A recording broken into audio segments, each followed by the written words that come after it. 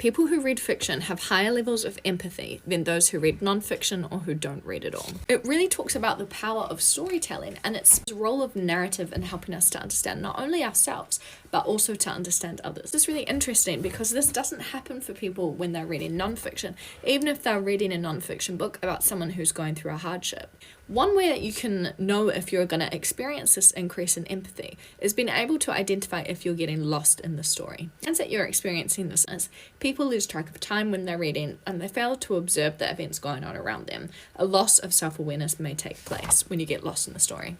I want to read this paragraph out from the study. Fiction presents a simulation of real-world problems and therefore has real consequences for the reader.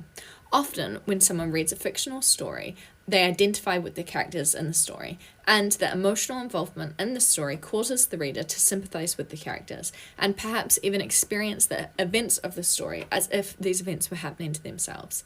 Consequently to this, the reader becomes more empathetic when they're reading fictitious stories. This study is really interesting because it speaks about the incredible opportunity that fiction shows, right? If you can read a fictitious book and become more empathetic as a result of this, it shows how much we need people to be engaging with storytelling to increase their level of empathy, to be more empathetic not only with themselves but also with others. So this is your sign to go and pick up your favorite fictitious book and get reading.